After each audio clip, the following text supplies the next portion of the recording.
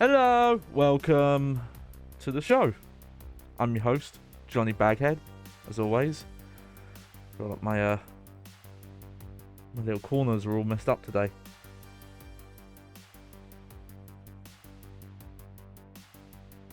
Oh.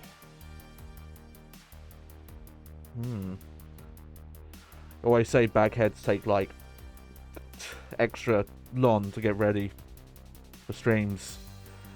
Oh, there we go. That'll do for now. Gotta look nice for the stream. So yeah, I'm back. Oh my. So what's happening today on a regular Thursday? Look at that, I actually even started right about 9 on the dot there. Look at that. I mean, this has been a bit of a long time coming. Now I kind of rush plans for stuff I want to do around my birthday. But today we are starting a playthrough of Eco. If you haven't heard of Eco, and I don't blame you, because I think even when it originally came out, even though it was first party Sony on PlayStation 2, it was more of like a niche cult hit. But if you're aware of Shadow of the Colossus and The Last Guardian, it was the first game they made, was Eco. That was a early-ish PlayStation 2 title. I don't remember exactly when it came out. I think it was like at least the first half of 2001. That sounds right. I think that's what it is though. And it is a puzzle platformer. I've also, what kind of inspired this was the Prince of Persia Sands of Time playthrough, because it was reminding me a lot of the Team Eco style games. But yeah, it's a puzzle platformer, heavy emphasis on environmental storytelling and atmosphere. And the reason why we're playing this, well, firstly is I want to play some Shadow Colossus when it comes to my birthday. Also, I feel really bad. I've never actually played the third one. Shadow Colossus is maybe my favorite PlayStation 2 game of all time, but I never got around to Last Guardian.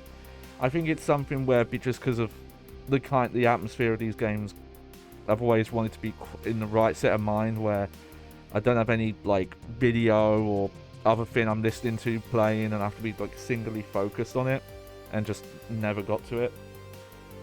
So I'm kind of using this to push myself to it. But I do have some prefacing to do. So let's get to it. Here we are.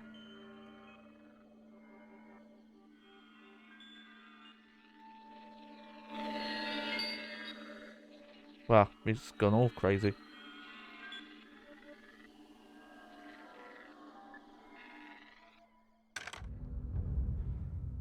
Okay, that was intentional. I've just never let the title screen idle for that long. Okay.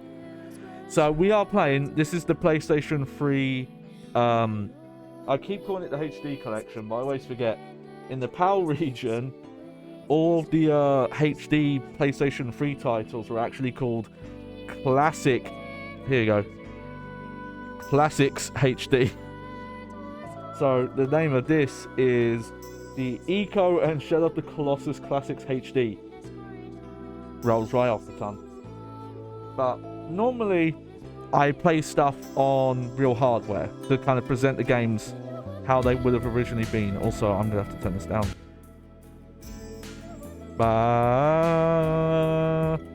There we go. I'll go about there. And I'll just turn up my headphones. There we go. So, let me mute this for a sec. So, the reason why I'm playing this version is this was one of the HD collections that was done by Bluepoint. I'm trying to remember all of them. I know they did the they did the Metal Gear Solid HD collection. Specifically, they worked on Metal Gear Solid 2 and 3, and the port of Peace Walker was handled in-house by Kojima Productions. And I believe they did the God of War HD collection. I don't know if they did both, because there's two. There's one that's 1 and 2, and then there's a second one that's a lot rarer, which is the PSP ones. That actually is worth quite a lot, and I want to get that one day. It's a kind of a pricey game. Like it's it would have been probably a, I don't know if it would have been a £40 game, like a $60 game. I would have thought a HD collection would have been a bit cheaper. That's about the price it still is, and that's quite rare, even for the HD collections.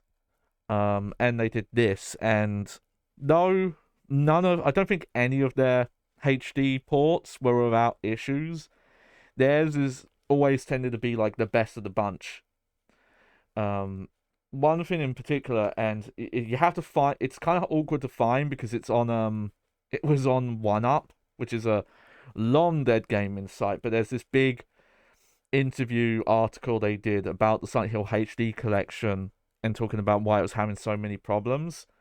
And they did an interview with Bluepoint, and Bluepoint talked about how when they did these ports, they did not rely on source code for multiple reasons. Firstly, because in a lot of cases, source code was never stored properly, so stuff would be missing, or or whatever source code they had on file wasn't the final gold source. It's known as, when a game's done, it's not the final one that was then turned into the retail build.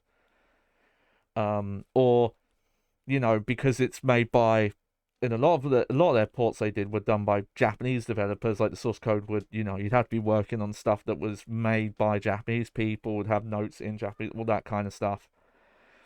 But also to make sure that their games were their ports were content accurate, like barring copyright and other weird issues that mainly the Metal Gear Solid collection has, but that they were based on those PS2 versions. So what they were basically doing was basically just like ripping the PlayStation 2 game and hacking it to run on PC and then building a port around that. And it's why theirs seems to handle a lot better than a lot of the others that would rely on source code and not and it being like beta code. We mentioned this before. I swear, though it's never been officially confirmed, everything I've seen of that Devil May Cry 1 HD version, that looks like beta code. That looks like, oh, these are assets that were fixed, but the files, the source files we have on hand just are older, But here I need to play this now. Here we go. You know what? Hang on. That green's gonna bother me. I thought I cropped that out. Let me just go 1, 2, 3, and 1, 2, 3. There we go. Okay. So this is footage of Eco running on PlayStation 2. It's technically the PAL version, but it's not an issue because I recorded this in the NTSC 60 Hz mode, so it's still NTSC image quality and resolution. This is captured via the Hyperkin upscaler.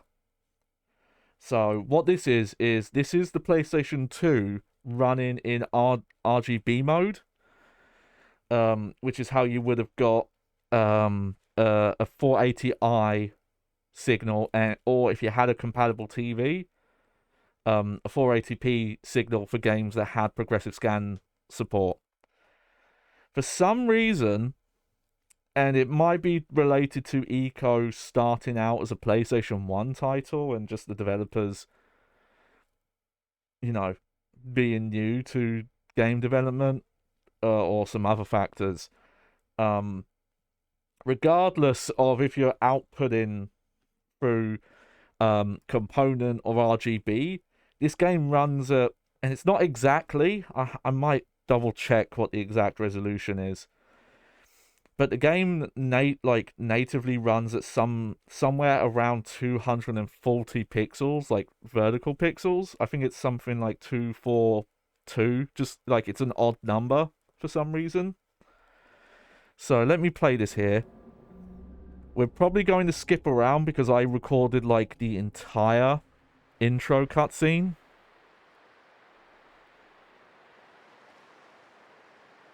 Though I believe this is all in-engine. I don't think these are video files.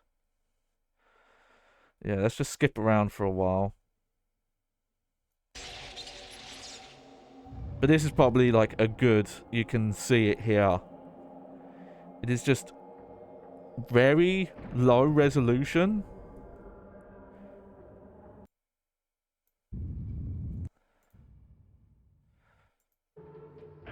Yeah, that's a good scene to show. Got some close-up of the characters here. But I'm going to skip to gameplay.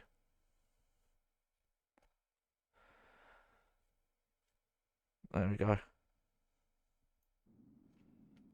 So yeah. So because this is, you know, like at most, the internal resolution of the game is around like 240. And I'm using an upscaler that outputs the signal at 720p. Because, you know, I stream in HD resolution. I specifically stream in 1080. This looks really rough. And from everything I've checked and read up, the HD version doesn't have any like glaring issues or like missing assets or anything like that, or weird gameplay changes. And I just thought this is gonna look so rough, just because of the size of my stream output. Like, again, because, you know, if it's potentially watching this at full screen, this is like a 240 image, basically, running. Like, it's technically not, because, again, the actual output image is higher. But just, you know, it's not up in the native, like, in-game resolution. So there's that. Yeah, I'm going to hide that again. So, because of that, I'm actually just going to play this PS3 version. So with this PS3 version, so it's got the both here, and this amazing title screen. Also, I just want to sort something out quick.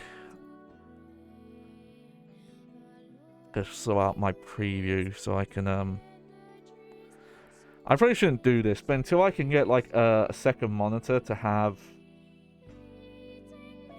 on my desk, I don't have a good way to like output where I can see both the chat, my stream stuff, and the game at the same time. That oh god, this tile screen is so good. So this here, I can't point, but this side of the screen there, that is the original Japanese and PAL box art. It's a paint piece that was actually done by the main director, Ueda, who directed like all the Team Ico games. He's now at his own company with a bunch of ex-Team Ico devs, working at something for Epic Games. But who knows? Considering how long a lot of their games took to make, it could be a decade until we hear about that. But it's, I'll have to look it up, but it's based on an Italian classic style painter. And what they did, and I would love to find out, is they replicated his art style and created this huge panorama into like a new piece based on Shadow Colossus. And it's really interesting because, like, literally about there, like where that structure ends is where the original box art ends. So that part there, all the sea here, that's all new art. All this, This tower, this castle in the middle. That's like, and all this. It's you know. And it's such a cool idea. You can find people have put up like full versions of the entire art. Though I've been trying to find ones that are in this full 1080p resolution. Oh hey, welcome back to stream, Alice. We're about to get started here. Let me do that. There we go. Hi. But let's get into it, because as that PS2 footage I showed you shows, this game has quite a long intro. I'm saying Team Eco, though I don't know if it was ever like an official title. It's kind of like Team Silent within Konami's Tokyo studio. Yeah, like look how much better this looks. I think we're gonna let this play as well, because yeah, I don't think you get this if you and this is what I always loved about their games, is they would make these separate intro cutscenes. But yeah, if you start the game, you don't see this cutscene, so we'll watch it for a bit.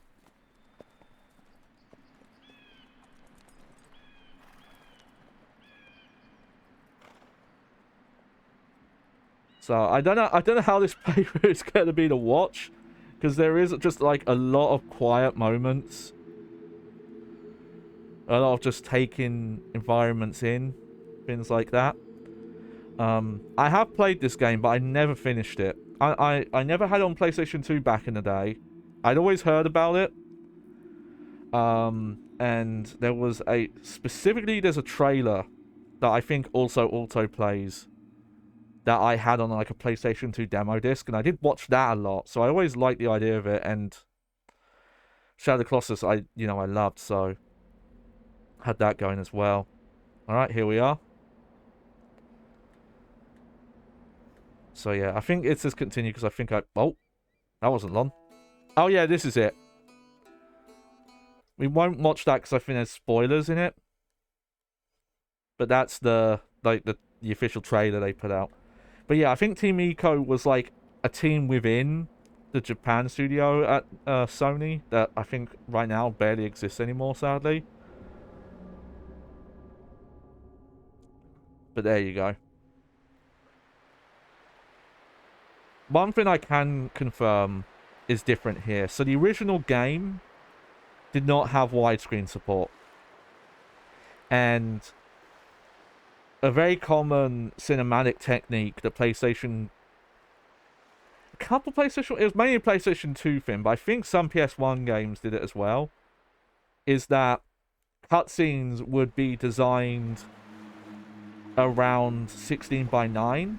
So they would draw artificial widescreen borders at the top and bottom of the screen, and then when gameplay starts, they would fade out.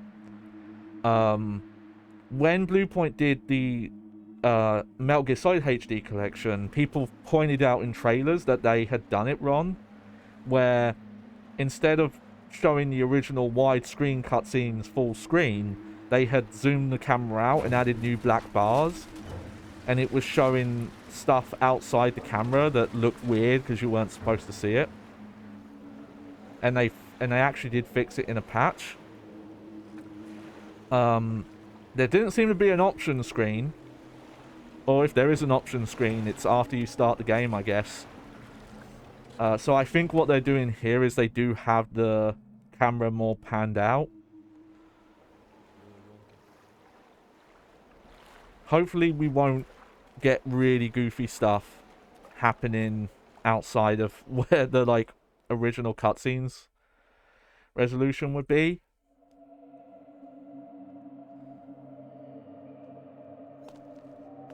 One of the few things I know about this game, and I think it was because of stuff that was in my official PlayStation 2 UK magazine when they did like behind the scenes stuff on Shadow of the Colossus, is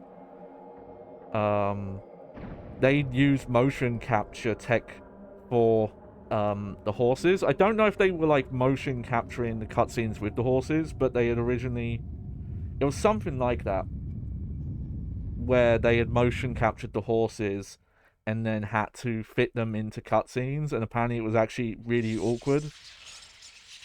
To, you know, change the animation if they wanted to, you know, change what they had.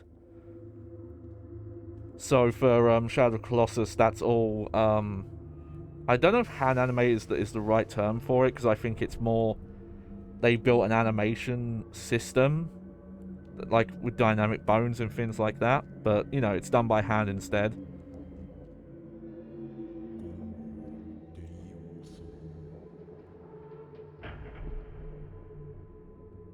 So, yeah, there's subtitles, but just to be clear, the language in these games is made up. It's not a specific language.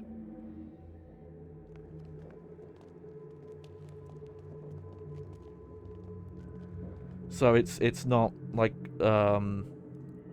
they didn't dub the game. It's intentionally made to be in a unknown language.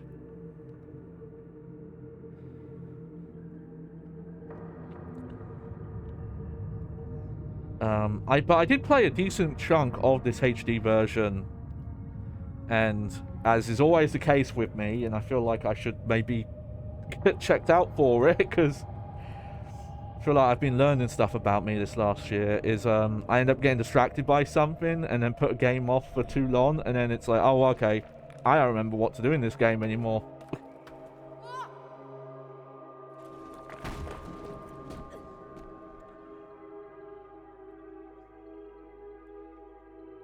We'll also, because they did put it out, I think it's technically a video file you can watch if you have the disc. I forget how you activate it. But there is footage of the original PlayStation 1 version that they had in development. And obviously the texture work and a decent chunk of the environmental work is clearly updated. You can definitely see some of that original blockiness that would have been part, like the main character model here. You can definitely see it in like the arms and the legs. He's got kind of like a Resident Evil 2, Resident Evil 3 era character model, just it's not made of separate parts.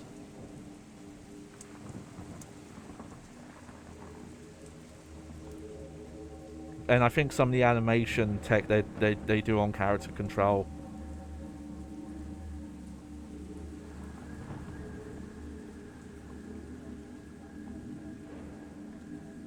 But well, we'll see how it goes. I think as well for the time, this kind of cutscene direction was still relatively rare. To have cutscene direction that was, you know, more intentionally mimicking a film. Okay, there we go. We've got control now. Options. Alright. Okay, so I've got hold type, A or B. We've got full pixel mode. Oh, I see, yeah. Because the game doesn't actually run in, like, full thing. I'm going to turn that on, just because of the way I stream. Like, having that extra black around the window is a bit weird. Okay, just to kind of... I think I'm going to have it a bit high, just because we're capturing stuff. Usually ends up darker, and then we've got our buttons. Jump, attack, action, release. Alright. Simple enough. I think you can tell that this was a PlayStation 1 game that they then moved up to PlayStation 2. Because you can control this guy here. Which I don't know if he actually has a name. With the D-pad, as you can see here. But it feels awkward, which that comes, you know, early on, because the PlayStation 1 didn't launch with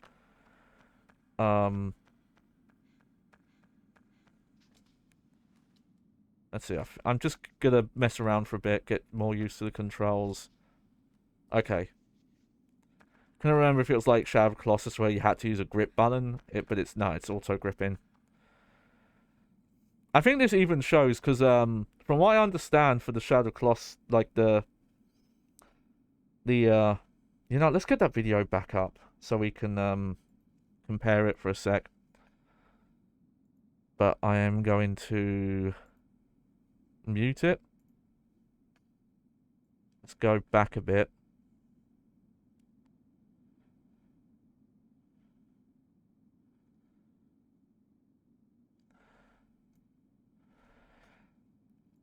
Let's see.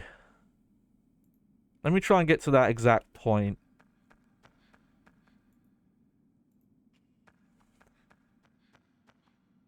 Get it as close to...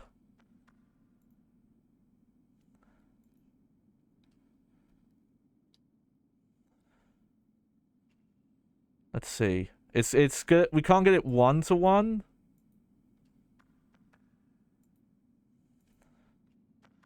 I don't think. Okay, that's it. That's about as close.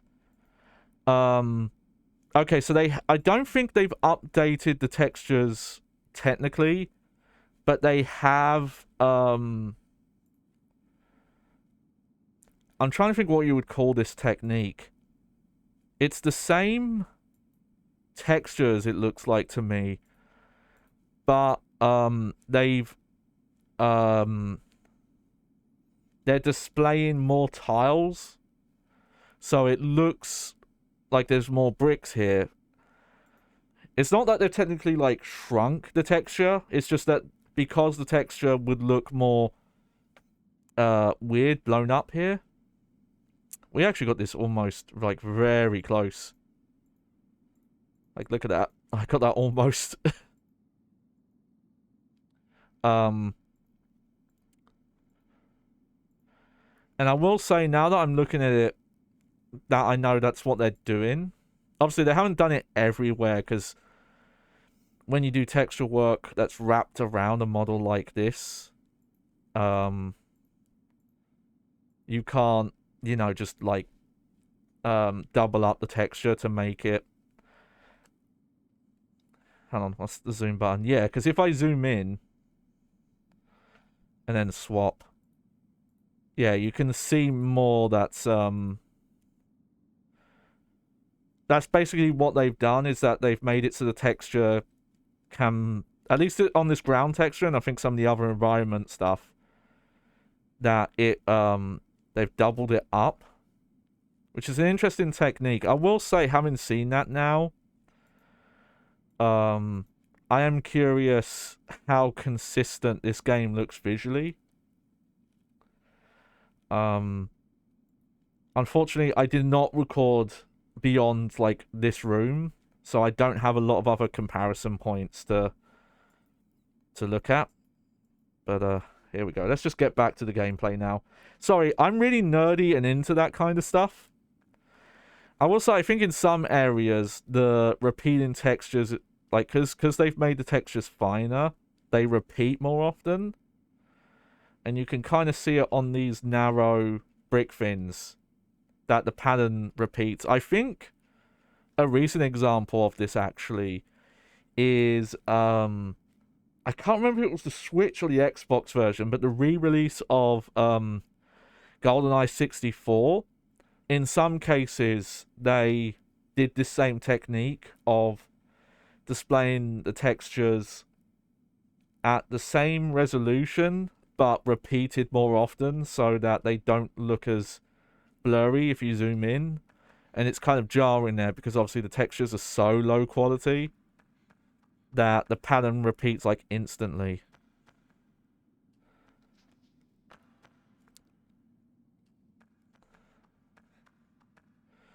Let's see, I just want to double check. Sorry, I'm getting too focused on this, but I just want to see if we can see if they did that everywhere. Oh, yeah. Look, if I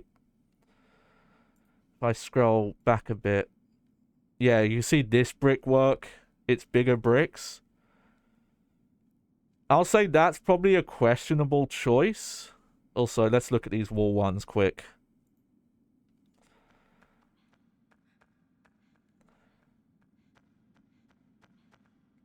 Yeah, yeah. Here, if I turn this back on. Hang on, let me see. This will be a good test. Okay, we don't have air control, which is fine.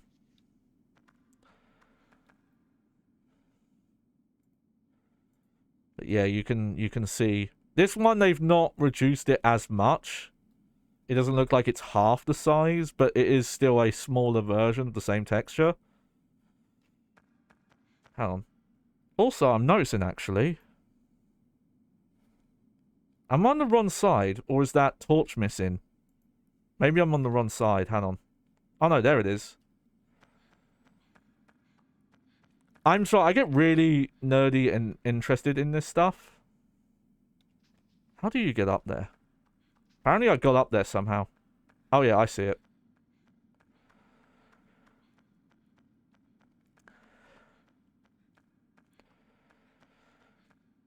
Let me just get up to this bit quick, and then I swear we'll play the game proper.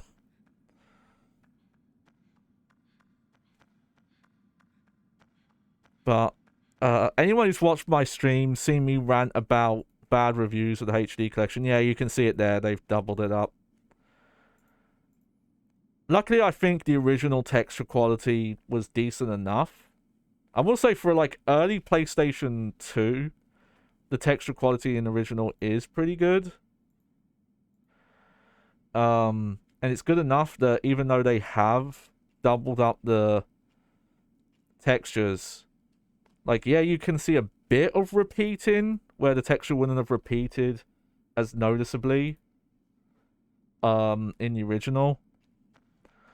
Like, it's kind of hard to notice, but like there's this smudge here, goes to this smudge here, and again. I do wonder if they actually touched up the textures for stuff like these. Yeah, see, this is kind of the problem though. Is you can see these textures, they did not double up on the walls here. Because obviously if they did, it wouldn't look right. So it is jarring in a few places. I will say the textures on these like weird, I don't know what to call these. They're like Iron Maiden tombs. These might have just been touched up because those look good enough.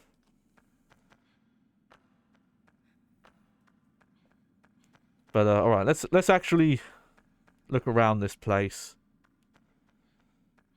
Get to some exploring. This does remind me though, and maybe when we do something like Shadow Colossus, where I specifically want to play the original PlayStation 2 version.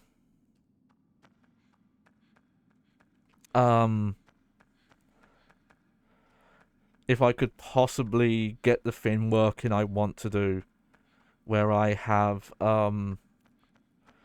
multiple versions playing at the same time with the same controller. I feel like it's possible in theory. The main problem I'd have currently is the PS2 version. I only have one working capture card. Just having a quick look over here. I'm kind of surprised they fixed the widescreen issue in the Metal Gear Solid collection, but this I think came out afterwards, and Bluepoint didn't fix it here. Obviously, it doesn't matter right now because we're in gameplay.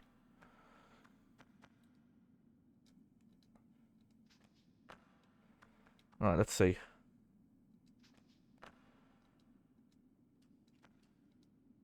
Okay, then there's a specific button. Okay.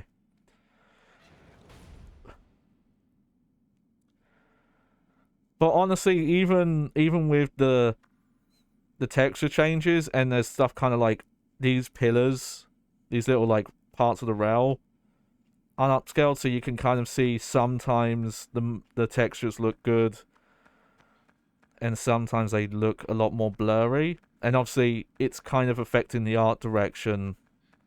It like not too much, but you know, like the game wasn't intended to have the tiles be this small, so it could in some places end up changing the look of an area. We'll have to see, though.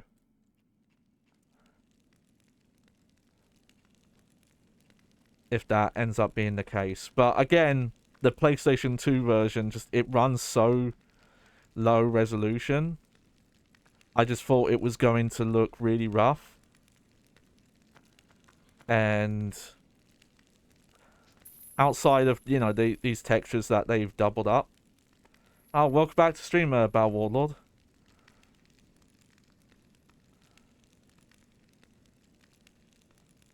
Not seen this game before. Yeah, it is a little of a... Oh. A more niche one. I'd say like a cult classic, but it's the first game that the dev team that made Shadow of the Colossus made. I think saying Shadow of the Colossus is the main one to reference. That's the one that everyone knows. Oh, no, I'm going to get back to that at some point. But part of the reason I'm playing this is because Sands of Time reminded me so much of this game. Let's see. Don't know that either. That's probably... I think that's their most famous game, Shadow of the Colossus. It was... But it is a Sony exclusive. Yep.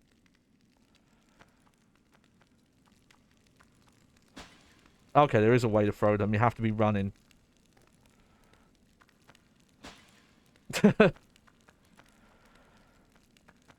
But I'm happy to introduce people to these games, because for me they're very special. Yeah. It looks similar kind of playstyle Sands of Time. When I was playing Sands of Time, I couldn't get this game out of my head, just straight up. So that's why I wanted to start playing this. This probably has more similarities to old school Tomb Raider than Sands of Time, I think, because it's though it does have a bit of combat, it's almost exclusively just puzzle platforming. Maybe in that sense it's like closer to original PC Prince of Persia. Also, look, we got glorious I guess you'd call this a fixed camera, though we can do this. Let's see. Nothing doing there. Okay, there we go. But it's, you know, it's a more quiet experience. Is that platforming jumps in puzzles similar or not? Well, we'll go through. I have played this game before, but I've never finished it. And admittedly, it was a very long time ago that I played this.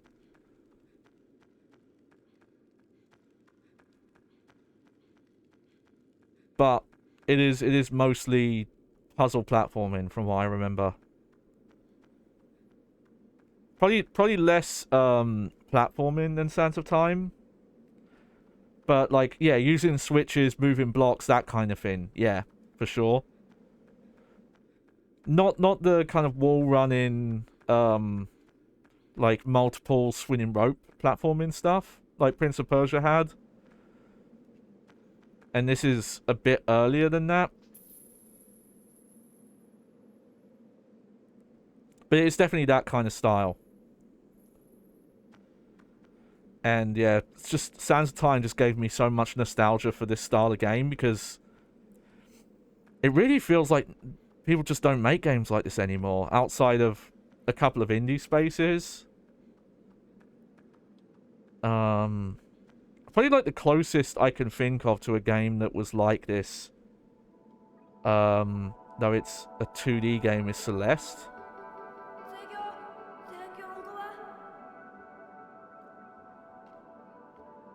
There's our boy, our horned boy.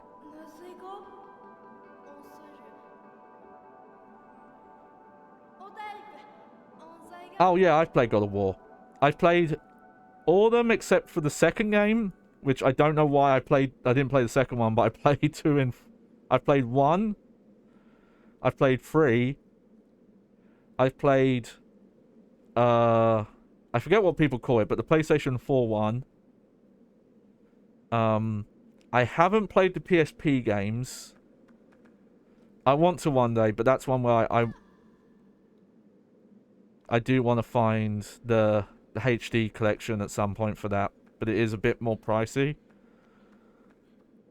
And I've not played, is it Ascension? God of War Ascension?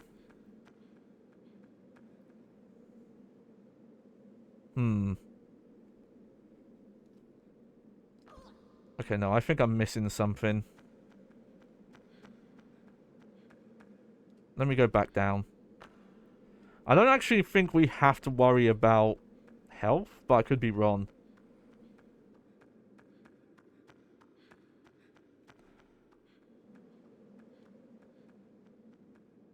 No, surely there's stuff here. I'm a bit of a game collector though, so I would probably buy the actual PSP ones as well. But I'd like to own kind of like own all versions. Surely they don't want you to go all the way down. Sometimes I notice with these kind of puzzle stuff that when I'm streaming, my intelligence like drops by half. And suddenly I can't think anymore. Okay, that's probably why I didn't play God of War 2. I always forget it was... Oh, here we go. Yeah, I'm just being dumb. It's such a late PlayStation 2 game. Forgot about that. I knew it was like late. I didn't know it was 2007 though. There you go, we're outside now. So, this camera system actually is very Silent Hill, where it's like it will always spin back to the kind of on-rails camera. But you can, you know, look around and you've got a zoom button.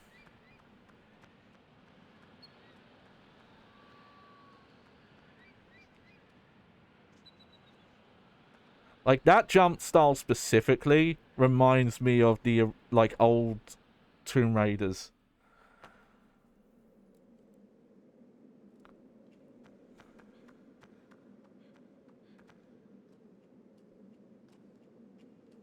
Here we go. Ascension I always just heard was like, it's not a bad game, but it just felt very unnecessary and didn't really add anything. I think like the PSP games might have been received better. But I could be wrong about that.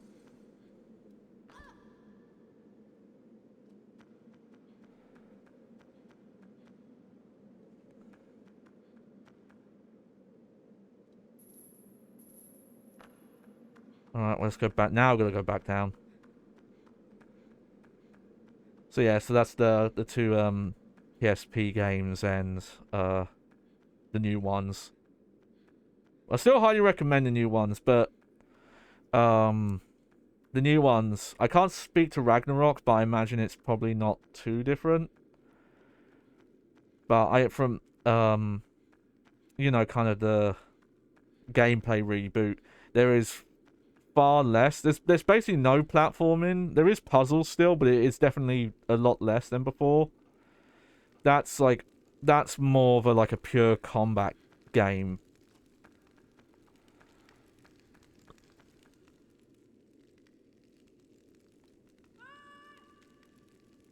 Yo, lady.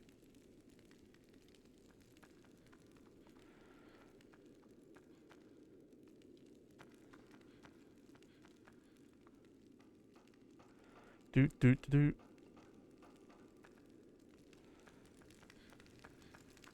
I do wish that trend of just like redundant naming of game titles of like, oh, we're gonna do a new game, we're gonna give it the same name as one of the old versions.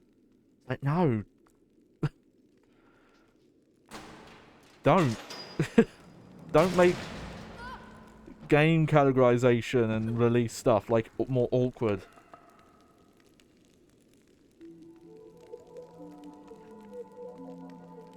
Oh dear.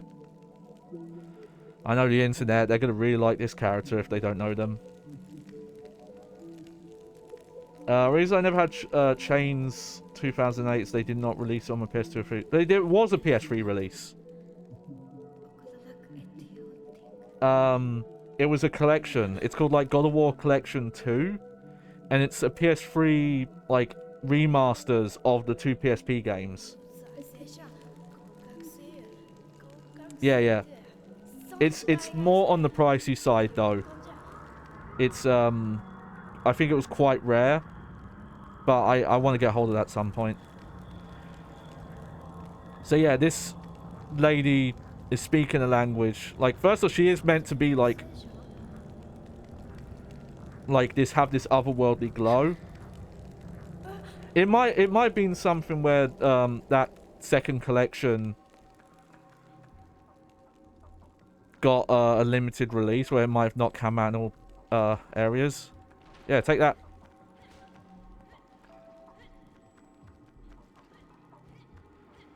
So yeah, this has combat, but it is literally just you press a button, you swing. You don't really get multiple moves.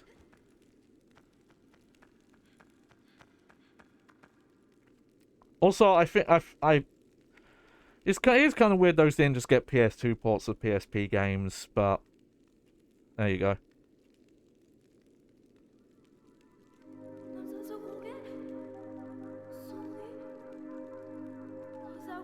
Okay, so just to be clear, the subtitles we can read is our character speaking, and then the symbols is her language. Now, I will say that this was in the era of games where they really wanted you to read manuals before playing. So this game is not really telling us what buttons do and things like that. But this is the point now where when we have to press and hold R1, and it lets you grab a hand and then you can lead her around places. And here you go, she'll follow around. And yeah, she can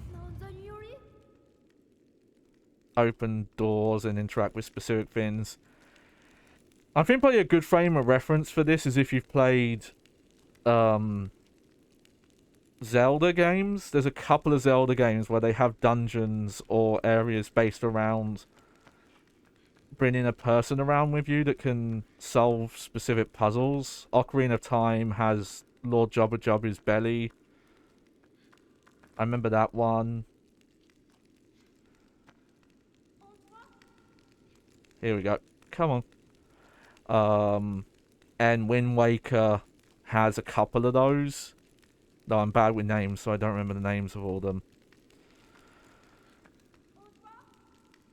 But yeah, just to explain the gameplay, yeah, so if you're near her and you press the button, you'll take a hand.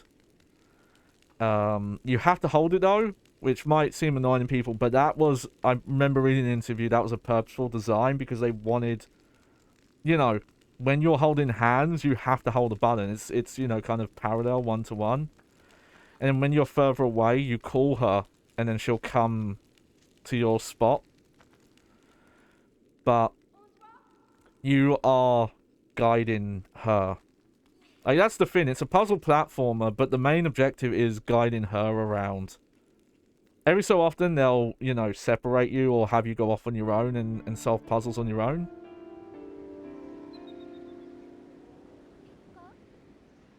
And, you know... Oh, here you go. She's pointing something out.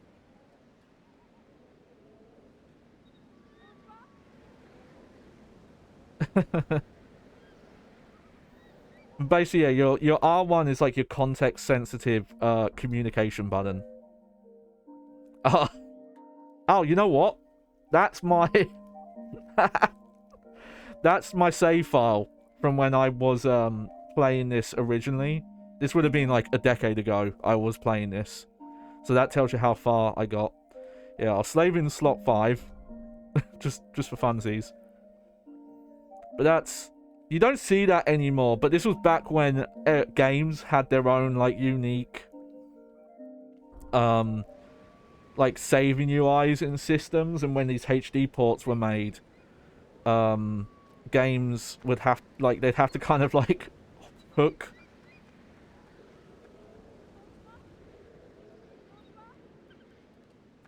They'd have to hook, you know, like, retrofit the system in the safe ones. And now it's all, you know. Oh. Oh, that's a good thing I was holding her hand. That would have gone bad real quick.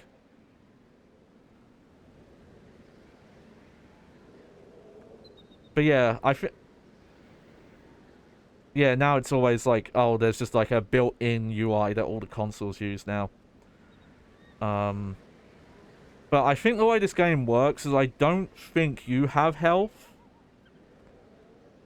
But if anything bad happens to our companion that we're helping out here, that's your game over state.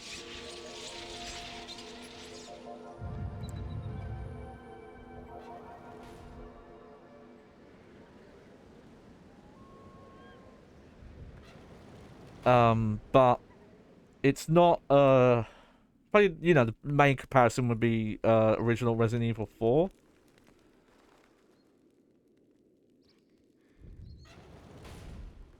Alright. Oh, hey, bud. Yeah. With, yeah, the princess lady that I'm bad with names, so I've already forgotten her name. Alright, let's have a bit of a look around this room.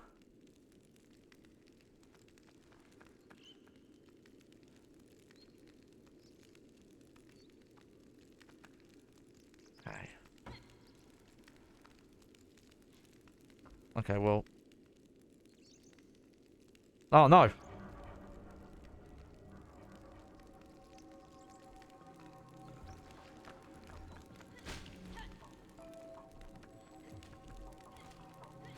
Get out of here. There we go.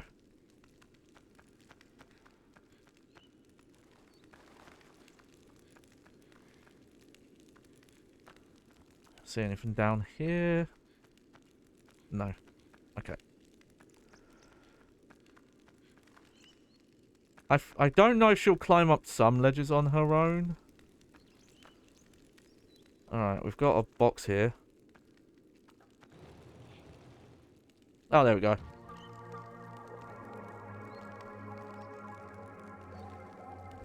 What did that do? Ooh.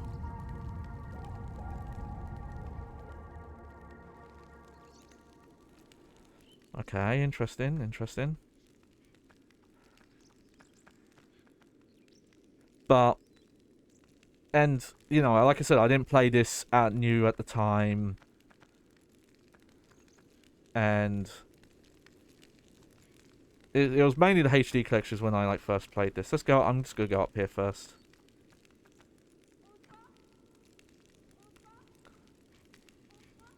Yeah, just... Come on, go. You pretty much have to be holding a hand, I think, to get the max run speed out. I think this was a bit of a divisive game because escort stuff can be quite disliked if it's done certain ways. But I think just because the core of the gameplay is built around it, kind of like Resident Evil 4, that I think it works here. When I do think of like any limits,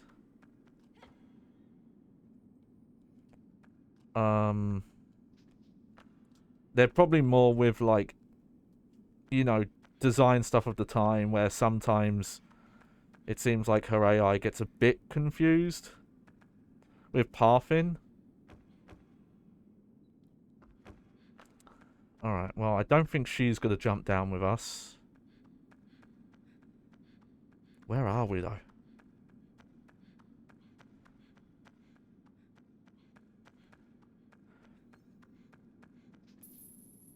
Alright, let's climb up here.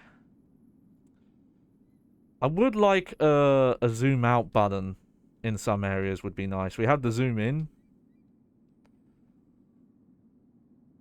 Oh. Battle Warrior says, I'm guessing the two newer God of War games are harder to play, unlike the old ones, but I've never played them yet. I would say no. I think they're probably more comparable, but the new God of Wars don't really have any platforming, so you don't have platforming puzzles. A lot of the puzzles are more thinking than timing or agility based. Oh hey, there we go. Combat wise, I'd say it's about the same. Oh dear. The combat, does end up feeling a bit, the combat does feel different. But in some ways, it's also, like, not actually as different as it kind of looks. Obviously, like, the camera is the main change, and, Kratos doesn't have his, like, aerial stuff. Oh, no, I got smacked.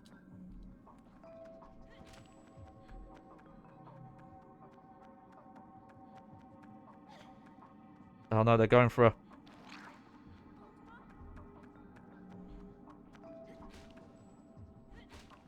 But one way they make the game easy is just, even though it doesn't make sense, you can't hit her. If you swing while you're near her, it doesn't hurt her or anything like that.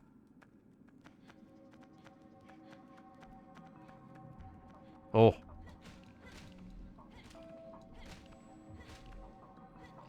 But what I was gonna say is, I'm a really big fan of environmental storytelling. I think one thing that is underappreciated in games is that because they're an interactive medium, their storytelling can be done in a way that other traditional media just can't. You can't, you obviously you can. It's a one-way street with music and film. And even with, say, like a live stage production, there's some you can do, but they're not actively participating on stage. They're still an audience member. Whereas gaming, you do experience the story because you're the one going through it. And that means that you can tell stories in very different ways. Like, you don't have to have long cutscenes with lots of dialogue. You don't have to have exposition, things like that. Just the inherent experience of going through a game.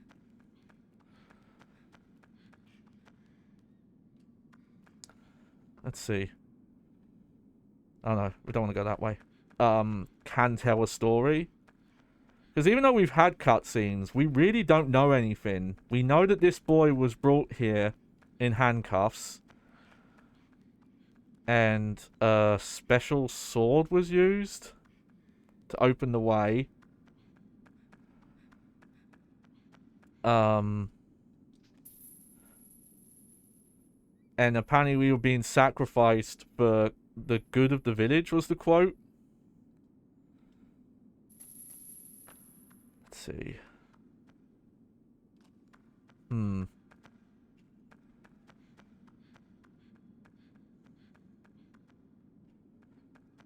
There is a box. Okay, what's out here?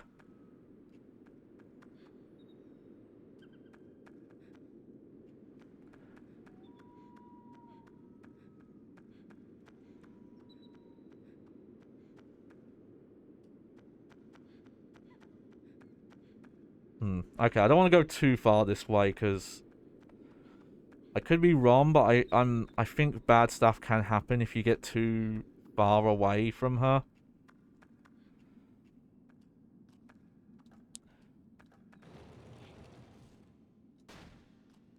Okay.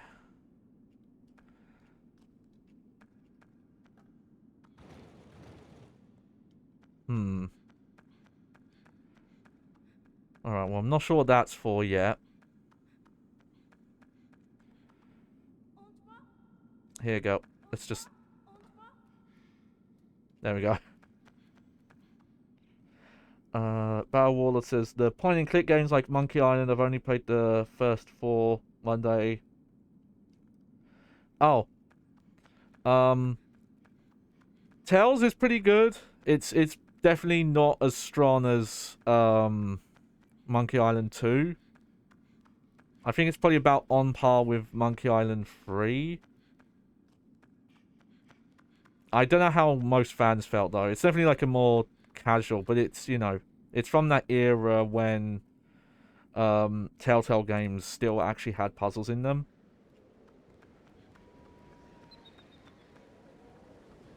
I need to look more into the new one. I remember when I saw screenshots, I didn't like the look of the art style. But then I actually saw it in motion, and I didn't mind it as much.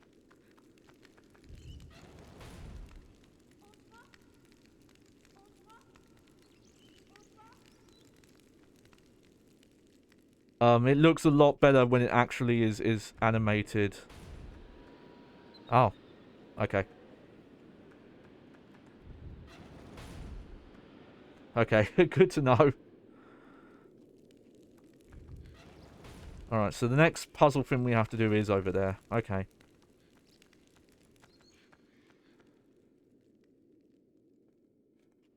And well, I'll mention it now. Just because I don't know when it's going to really come up.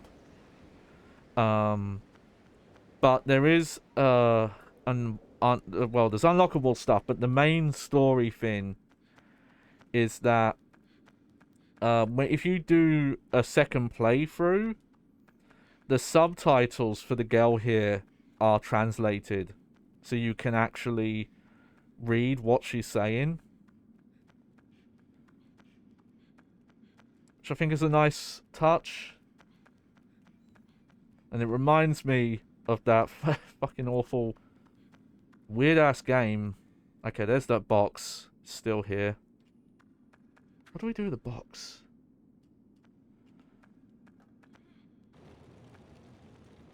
Look at that, though. She'll move for you.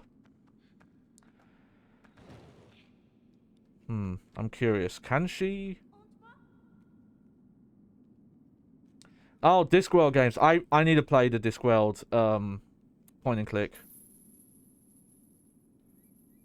Because I'm a huge Discworld Terry Pratchett fan. And I played a demo. I think I had a PlayStation 1 demo that had...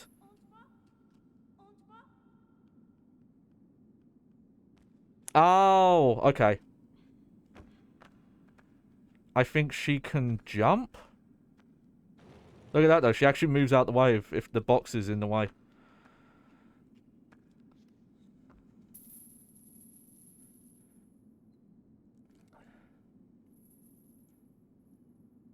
I probably wouldn't stream something like that, though.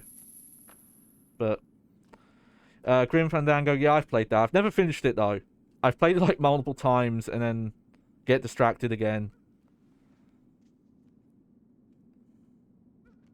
Okay. Yeah, I forgot she can kind of jump. But it's that kind of game, though, where, yeah, even beyond, like, them not telling you what the buttons do, you are meant to, you know, poke at the environment, poke at the game, and just kind of figure out what it can do.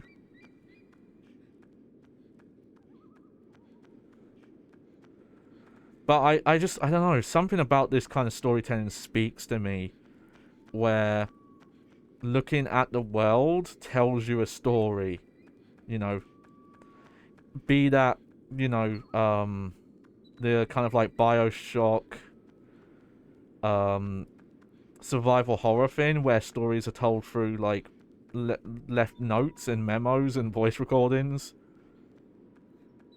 Which, I think society, once we get to the point where, like, disposable, voice and video recorders become, like, really cheap, we need to start leaving environmental storytelling memos for future generations to find. Oh yeah, I forgot some of these guys can fly. Oh yeah, big boy. I like the idea of just recording voice memos for someone to find, like, oh, here's this recording someone left in the toilet in London. Oh, no. Yeah, fuck you.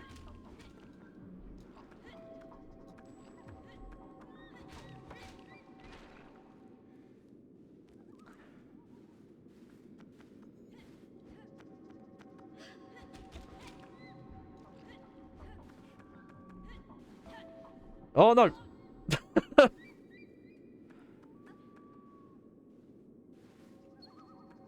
I'm coming, don't worry. The combat is very basic here, admittedly. Like, it is... Oh, no. I might have already messed up.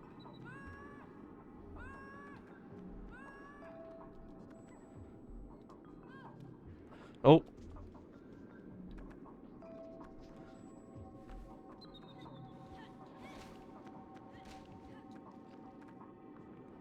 There we go. Oh, yeah, I remember this. You can pull back out if she gets... I like that mechanic. They do give you a bit of safety if you mess up. But yeah, it is just press a button, swing.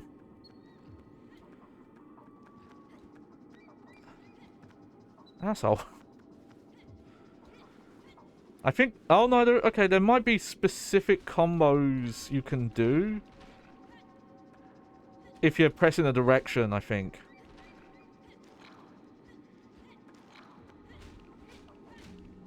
Yeah. Or it's based on, like, how much you fight? I'm not sure.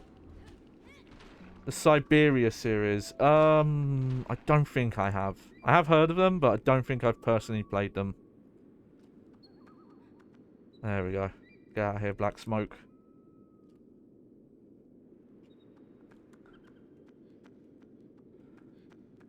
Like, I've played a decent amount of point and clicks, but I'm definitely not an aficionado.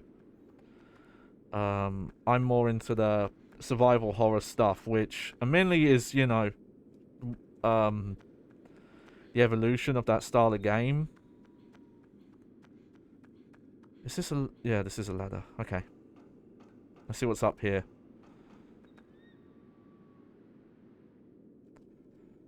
Oh, hey, it's just a nice view.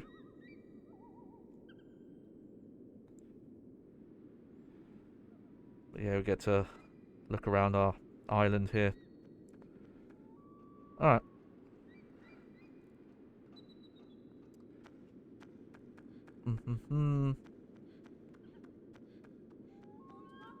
Right. Okay.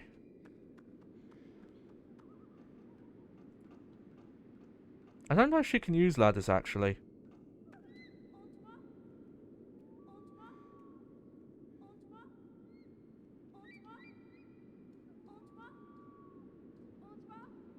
Yeah, she can. Okay.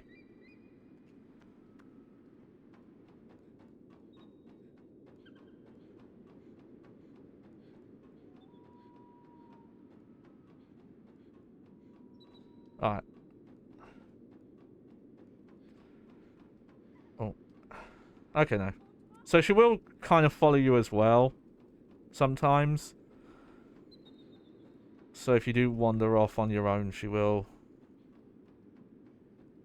try and keep up with you.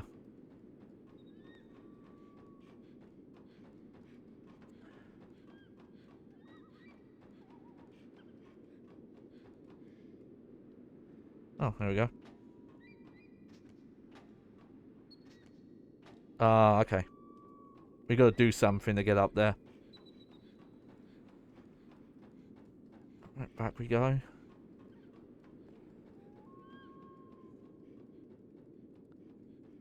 The only thing I might do, just because of my chronic pain issues, I might remap the hold button. If it lets you. I hope it does.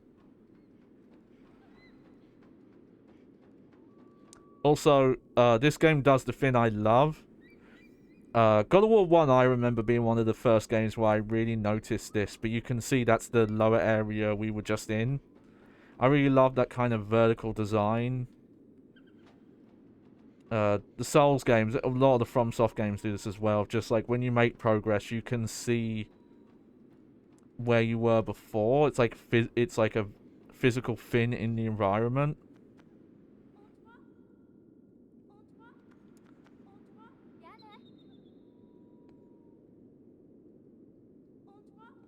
Oh, there we go. Alright, we're gonna go on a cart ride. Oh. Okay, if we actually control this. I have to say as well, for the time, like, some of the lighting tech, because they didn't, like, recode and put new lighting engine into this, or physics stuff. Despite some of the, like, kind of crusty PlayStation 1-ness in some of the design, in some places this game looks really nice still. It's mainly just the animations, like, because they're doing, like, a older kind of, like, procedural animation style. Oh yeah, I have to sit on that side. There we go, just have a nice sit down.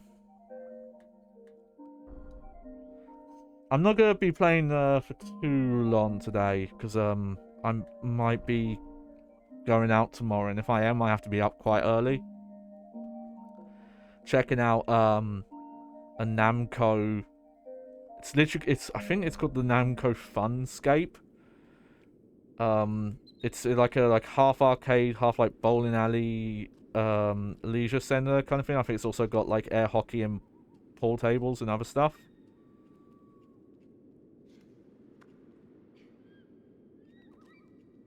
And I didn't know that was a thing. I didn't know Namco, and this is not like Namco's license. Oh yeah, here we go. Oh.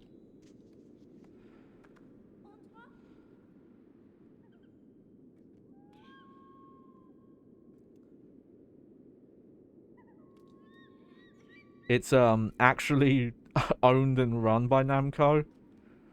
And I'm gonna check that out tomorrow with someone. I'm really hoping they have some, like... because they don't actually have a lot of pictures on their website. So I'm not quite sure what to expect. I'm hoping for a lot of, like, classic Namco stuff there. Or, like, a mix of stuff. I'm hoping there's at least one Time Crisis game there, but we'll see. Or, the main thing would be if they had Time Crisis...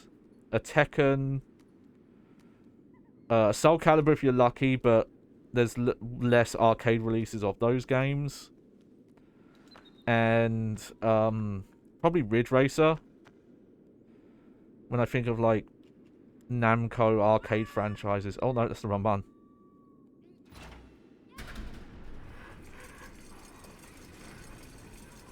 But yeah.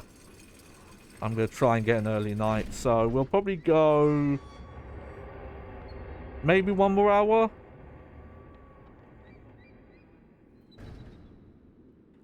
I don't think the game is too long.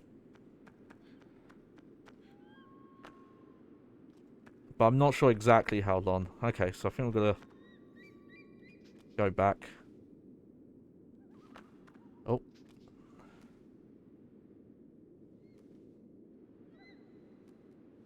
Oh, okay. For some reason, the game wanted me to point the stick down to start moving.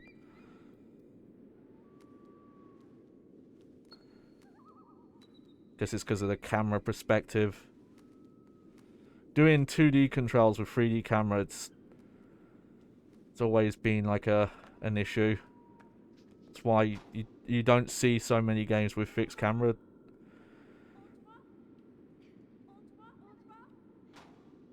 Oh, no, she's good. Okay. So you stay on there. This is pretty simple. I get what's going on here. Looking at this, I wonder if the main inspiration for this was the Lord Jabu Jabu dungeon from Ocarina of Time.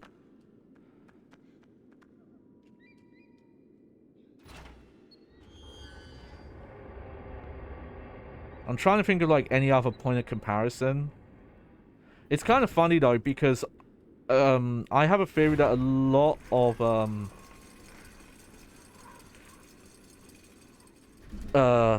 Zelda stuff and games of that style took some big inspirations from the stuff that Team Eco was doing. Like Shadow Colossus, I think, is where you started to see like the really large-scale boss fights. You know, God of War obviously was quite famous for doing it as well, but I'm pretty sure Shadow Colossus did it first. They did come out at kind of like a similar time, but I'm pretty sure Shadow Colossus was beforehand.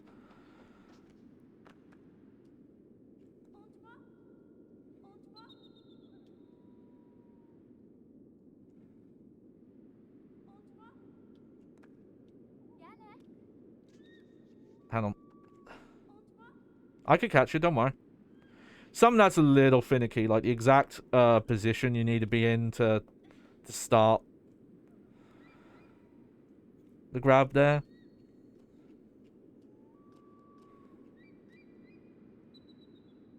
Alright, let's see what this does first. Aha! Look at that.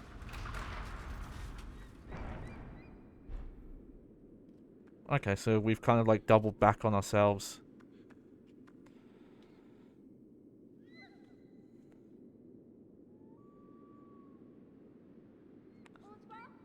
Oh yeah, I have to call her over to come sit with me.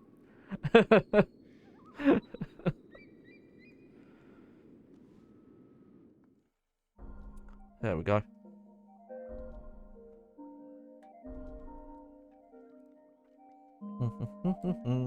Oh yeah, yeah, yeah, yeah. Alright. Okay. So we have a few places to go, I think. Let's go down here first.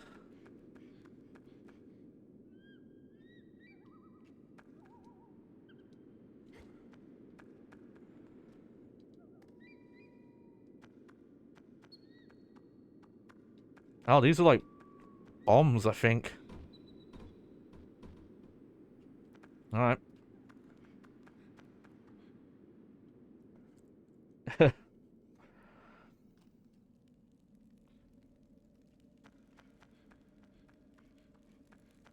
Alright, we've got some sticks. Lamp oil. Rope. Bombs. I can hear a flaming torch, but I don't think it's in this area yet. Okay, I don't think whatever that is we can do yet. Alright. Yeah, we'll go the other way instead. I'm just going to double check, but I don't... This is the way we were before, right? Yeah. Don't think there'd be a reason to go back. We've opened it if we need to. I think that there might be like some secret or missable stuff. I think there is some like secret weapons or the like. Okay, so now we're above that room we were just in.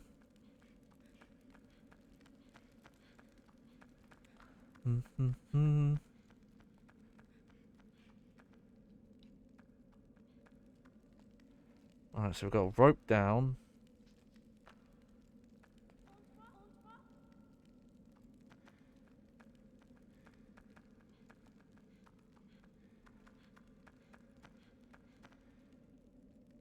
Got to jump there. See what's out here quick.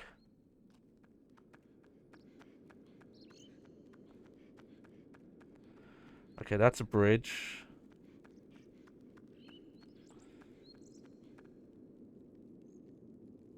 Okay.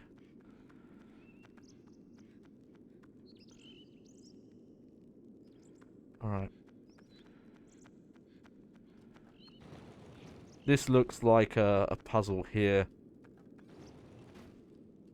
Let's see.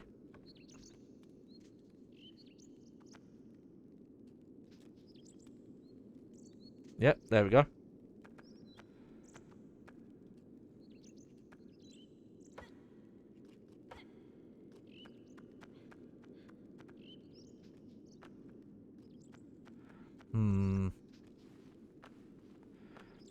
Okay, we must... You know what? I think we must get a weapon that can cut that. So... we have to come back to that later. Okay, that's a dead end. Alright.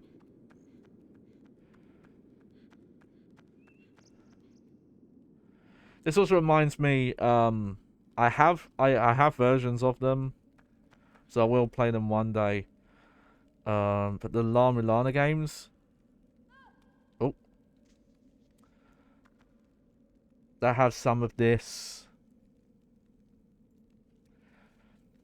kind of exploration puzzle platformer design. I actually was a Kickstarter backer on the second game, but I still haven't played it. It came out years ago. Oh, some of your friends got Jedi Survivor and Hogwarts Legacy. I honestly, I haven't brought like a new game in a very long time. I really don't buy stuff when it's new anymore. I've learned it's such a waste of money. It's like, I own so many PlayStation 2 games. That if I brought them when they came out, most of them would have been £40 UK, right? All of them except for like maybe 2 games are cheaper to buy now. And in some cases the games are... Oh, that just goes back around. Are like 10% of that price. And even with stuff that's not as old, PlayStation 3, Xbox 360 era, even PlayStation 4, Xbox One stuff, you can buy a lot of amazing games that play fine today. Like, yeah, they're not going to look like the grandest, latest release. But some games, all you have to do is wait like a couple of months and you're paying a fraction of the price. And you know, it is easy to kind of get sucked into FOMO, fear of missing out.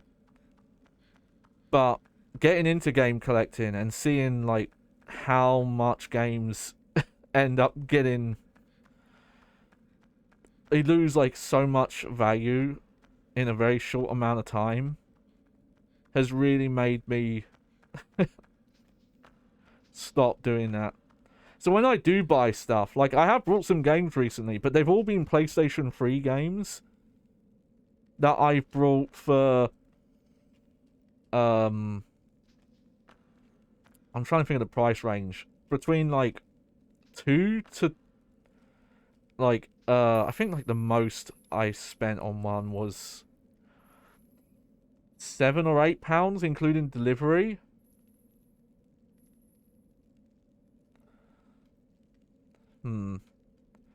Actually, I'm a bit... I've got to think of what I'm supposed to do here. Actually, hang on. Oh, no. Okay, I haven't...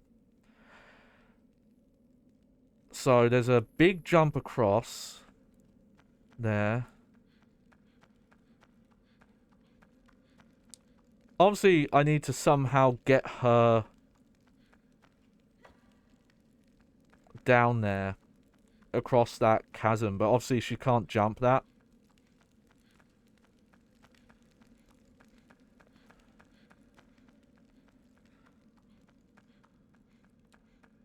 And there's those bombs, right? But I don't know, I gotta... I'm guessing there's some way... You know what, hang on. Aha.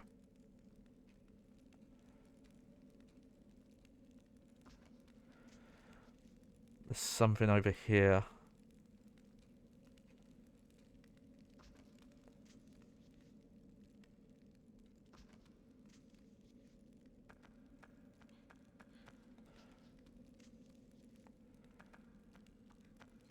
I'll probably do a stream about it. So the site I use to help with buying stuff, like older stuff, is a website called Price Charting.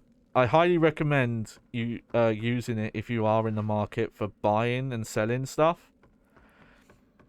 What they do is they track historic sales of games online. Primarily, they track eBay sales, and it's the reason why this site is so useful is eBay only keeps sales onto their website for 90 days after it's sold. So once a game, which is about just a little over 3 months. So after a couple of months, that listing data for how much a game sold for, in what condition, is completely gone from, the internet. And, Wayback Machine, I think that's so many eBay listings, you can really rely on Wayback Machine to track everything. But Price Charting will track that data.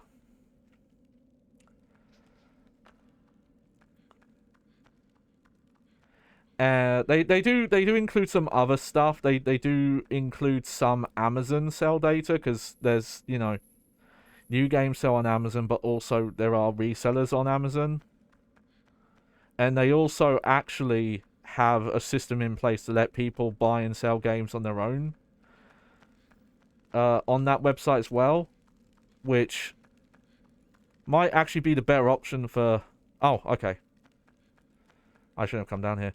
Is the better option for a lot of people, because you don't have to pay a commission to the site. They don't take a cut, basically. So you can make more money, I guess. Like, because you're not paying a cut to the hosts for it. Though they do have their own premium features to help with, like, finding eBay deals and other things. Alright, lady, come with me. Because, I don't think I need to leave you up here. And I help kind of with adding data. At some point, I need to sit down and get back to adding... I was adding all of the... So they only... Okay, I could start the story in the right order. But it's a US-based site, and most of their, like, long-term sales data is for US copies of games, but they have been adding PAL region and JP region over the past couple of years, and I was helping them out with that. Specifically, I've been adding sales data for... Oh, I know what I've got to do here. I've got to blow this up. I've been adding listings for, like, the PlayStation Platinum and Essentials, like, their, like, budget re-release. Kind of like, it's like Nintendo Selects or Xbox Classics. There are a couple of different versions over the years. But I've been adding those. Oh yeah, that's okay. Take care, Battle Warlord. I'm not gonna be online much longer anyway, so that's fine. I'm just gonna probably finish this puzzle and then...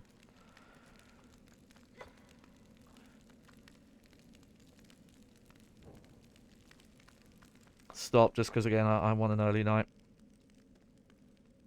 Oh, no.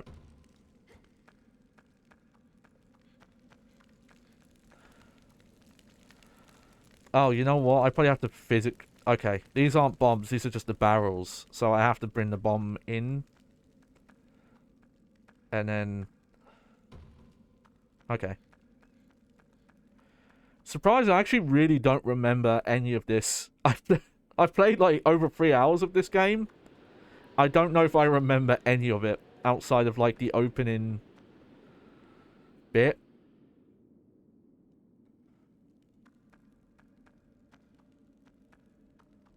But yeah, at some point... Oh, I reset my items. But I was making a giant spreadsheet to kind of, like, mass add all the different... like PSP, Platinum, and Essential variants and the PS3 ones. And I've got to get back on that at some point. I have like a unfinished spreadsheet I need to sort out.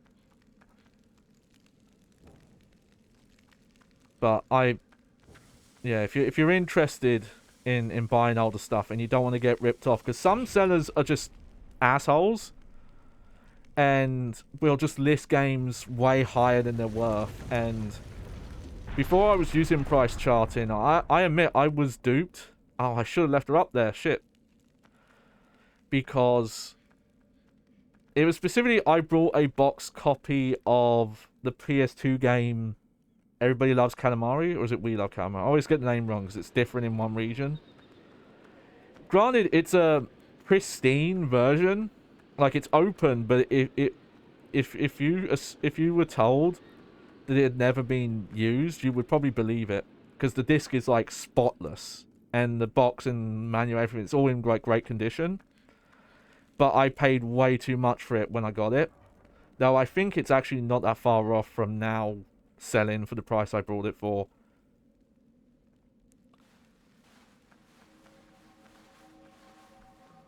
Alright.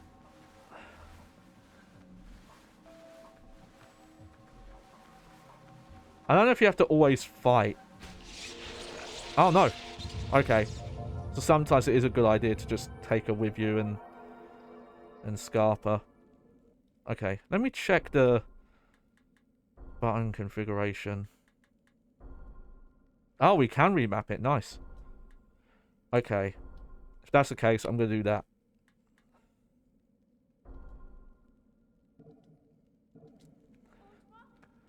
Because, for my condition, having to, like, claw grab stuff for a long time, like this, or having to press shoulder buttons a lot, actually does kind of mess with my hand after a while. Alright, we've got some more bombs. Shit, we got these guys again.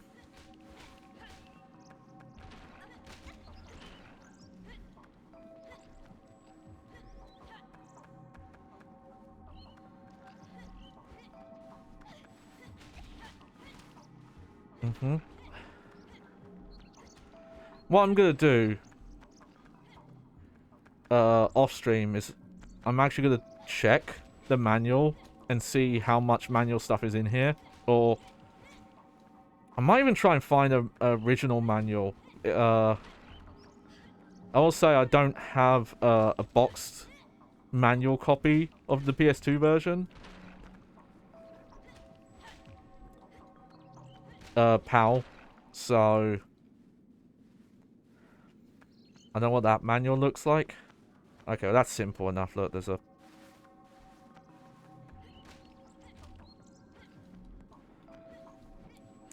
Yeah, the combo seems to just be... I think it's if you press it while not using the stick, you just do the one swing.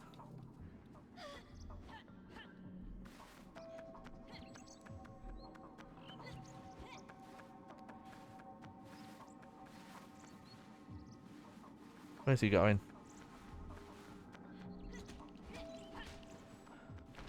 And if you're using the stick, he does the free hit.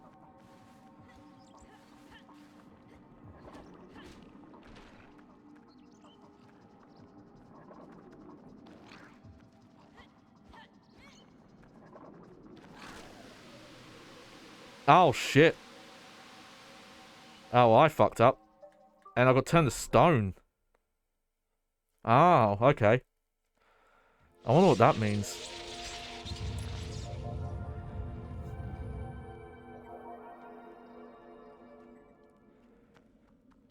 There's a really big area down there.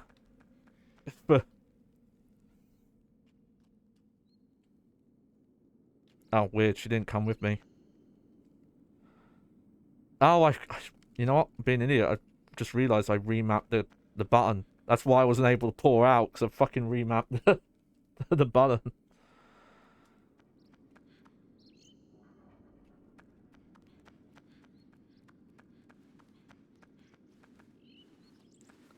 Yeah, because the bombs are over here, but I just realised there's no flames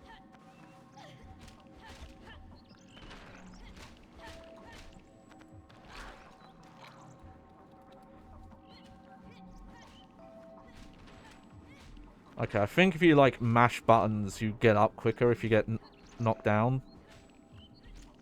Or maybe it's just based on the kind of knockdown you received. I'm not sure.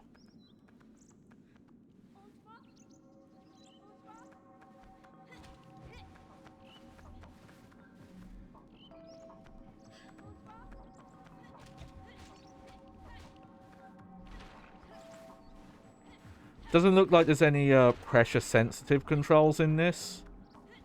So the thing I always remember is the PlayStation 2, PlayStation 3 had analog buttons. But so few games used them. For some reason, mainly Konami. Metal Gear Solid used them. Metal Gear Solid 2 and 3 used them. And Silent Hill 2 and 3 used them. I think Silent Hill 4 actually didn't. And I don't know why it was so rarely used. On the plus side, it means that almost all the games you can... If you have a PlayStation 1 compatible controller, it'll still work on a PlayStation 2. I wonder if that's actually documented anywhere. If there's like a decent list out there that has like, oh, here's all the PlayStation 2 games that actually used digital inputs. The console I always forget, sorry, used digital inputs and which ones used analog buttons. The console I always forget that actually had also had analog buttons is the original Xbox. Again, I think the only games that used it were Silent Hill 2 and Metal Gear Solid 2, which are not which I don't think either of those ports were that good. I hope these are not infinitely coming. I don't think this game does that.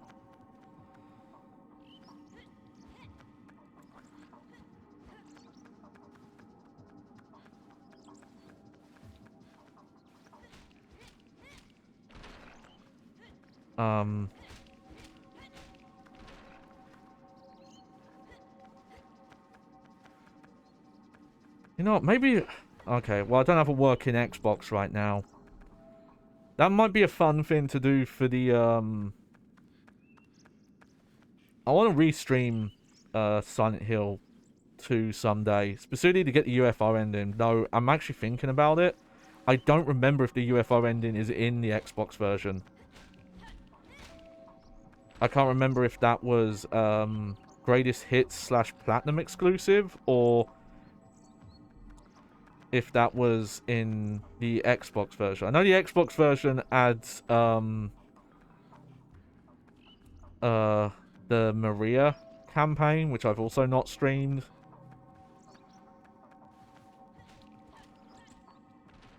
Okay, yeah, I'm starting to think there might be infinite respawning going on here. Yep. Okay, sorry about that. Oh, she ran off.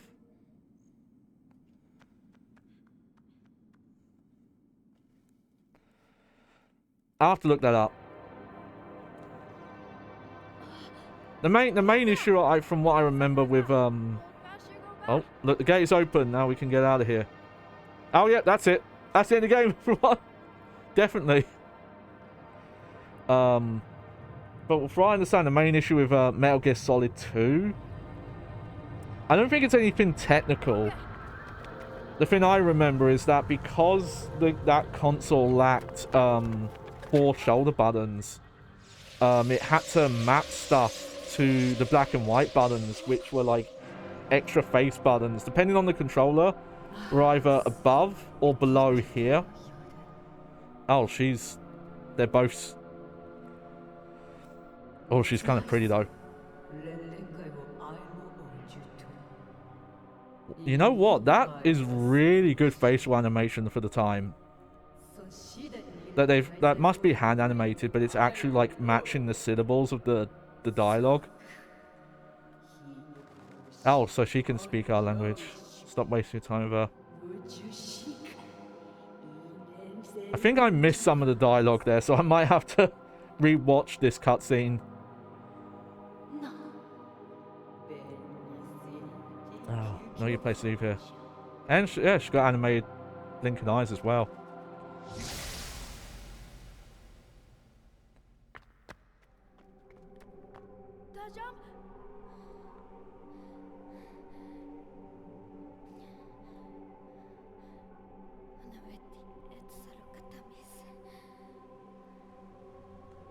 The one thing I can't say, I know. I've mentioned that I know that the, if you do the second playthrough, it translates what this dialogue is, but I don't know if this is an actual real alphabet. So, like, if I don't know if you actually hand translated it, would it make sense? I gotta say, for the time as well, really cool that this game lets you just remap any button to any other button. Alright, you know what, I'll play for a little bit longer. I'll save here. I'll try and get to the next save point, and then I think I'll stop. No, that would be a decent point. What have we been going in game? Maybe like an hour and 10 minutes? Let's see, does it tell me? Okay, hour 20. Close. Alright.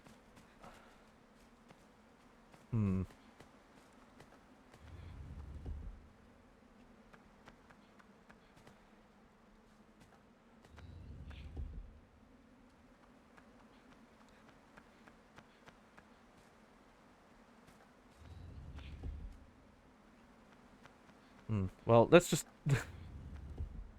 It seems to be doing something.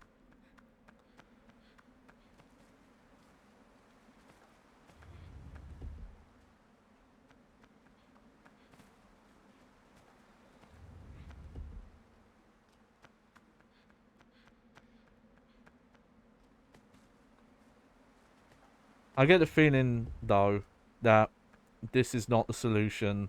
That you've got to have certain ones in certain places, maybe? Oh, no. No, that was it.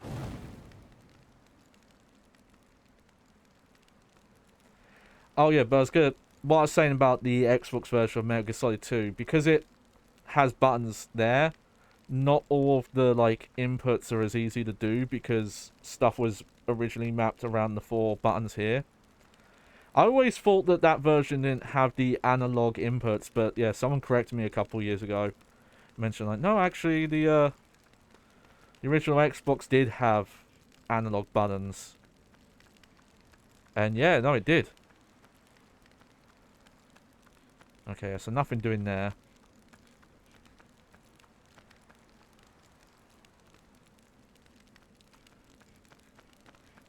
Yeah, see, this is an area where I think they might not have doubled up the ground texture because it would have, you couldn't really have done it here.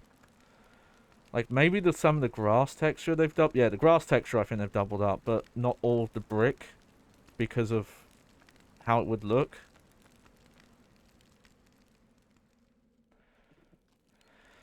You know, now that I'm thinking about it, I do want to try and do that, like, simultaneous playthrough for Shadow of the Colossus. The only problem is, you know, having the AI work exactly the same in all areas and stuff like that. I'd really have to think of my options, because, again, you know, I have 1 capture card. Alright, well, there's graves here. I assume those are graves. That's what that comes off as to me.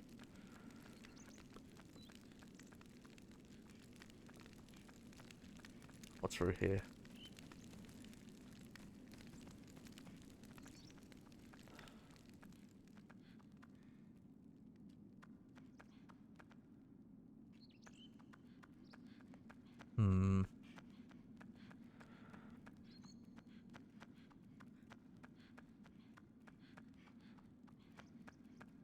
Alright.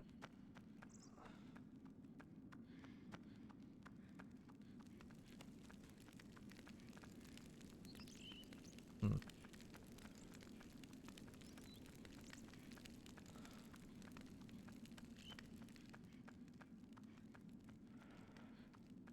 Okay, let's just go back this way for now. I'm pretty sure what I've just got to do is figure out how to light the bombs on fire for the... to blow up that door. Oh, it's probably just here. Okay. I'm going to put you there.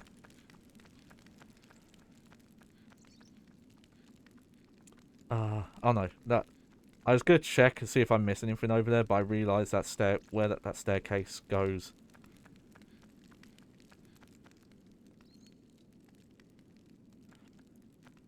These are very, like, Legend of Zelda style bombs for sure. The whole round, the wick style. Yeah, here we go.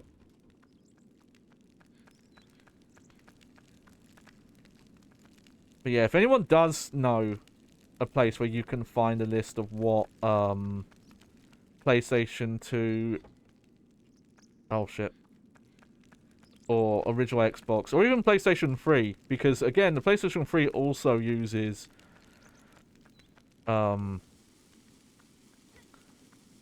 digital... It has, sorry, not digital, it has analog buttons. And again, the only game I'm aware of outside of, you know... I know the Metal Gear Solid HD collection uses it. I don't know about Silent Hill. And, who fucking cares, because I would not be surprised if it was broken in that version.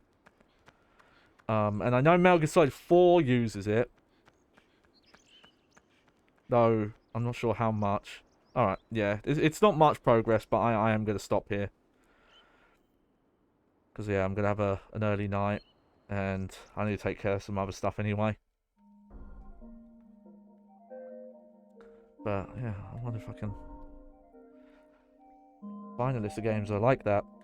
It's actually kind of like a big issue with bringing PlayStation 2 and 3 games to newer consoles. Is there's those handful of games that used digital inputs. No, sorry, they used analog inputs. I don't know why I keep fucking that up. And, you know, like, you don't really have a way of translating that to a modern pad, so I don't know what you do. Alright, well, I'm just going to end things here. I'm just going to check some stuff. Let me go to... No, okay. Alright, I'm just going to end things here. Don't need to do like a full outro or everything. Because I actually need to go take care of some personal... make a business call. If you know what I mean. But I hope you enjoyed the show. Johnny Baghead was your host. And... yeah, I'm not sure what I'm going to stream Saturday. It'll either be more of this, or it'll be a new game. So, keep an eye on my Twitter. I'll let you know there. But, toodles! TTFN! Ta-ta for now!